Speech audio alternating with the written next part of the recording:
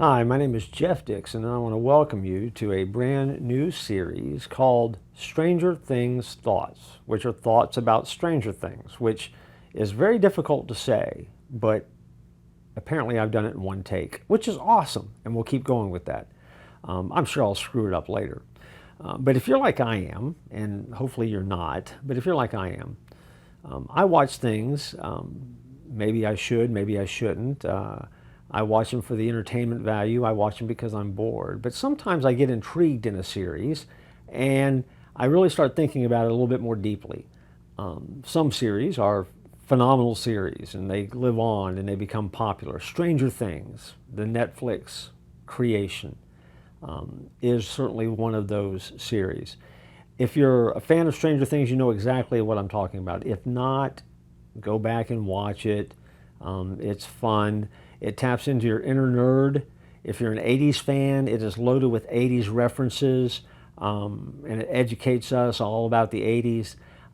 It is now, at the time of this recording, 4 seasons in, and continues to have a little bit more life left in it as we're trying to wrap up the story about all these kids from Hawkins. And so this is a series that really is designed to enhance your thinking a little bit about all things Stranger Things, if you will.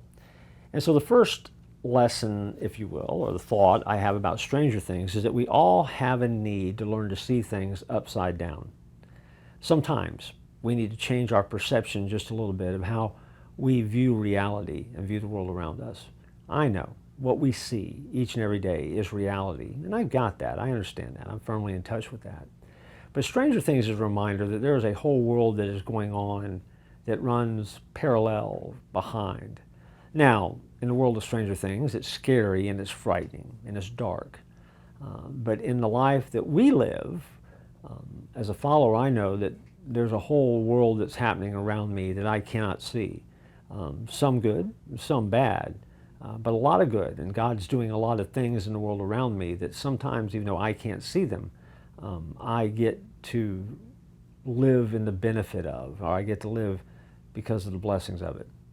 In our lives, we need to learn to see things, I guess, from the upside down, and meaning that if we can change a perspective, if we can look in opposite directions, if we can learn to see things from a different angle, if we can learn to change the way that we view things in such a way that we get a better understanding of it, then in that moment, that's what I'm talking about. Stranger Things reminds us of that. Stranger Things broadens our horizons. Stranger Things is one of those shows that as you look at it and as you think about it, they do it so subtly in the show, but when they literally spin the camera and you know that you're getting ready to go into the upside down and all of a sudden it's right side up, it is a powerful reminder that you're watching what is a parallel universe unfolding in front of your eyes.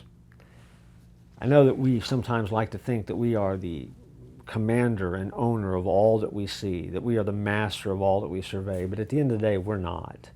We are just a piece of a very big puzzle that God has put together, and God allows us to have the piece that He gives to us, and He allows us to be used in an amazing way. But don't be afraid to look at the other side. Don't be afraid to look upside down, if you will, because when you do, you will discover that God gives you a number of opportunities and a number of situations that you find yourself in where you can do more than, be more than, and discover more than you ever knew was possible. That's one of the things that I'm reminded of when I watch Stranger Things because of its ability to broaden my view of this world that we live in.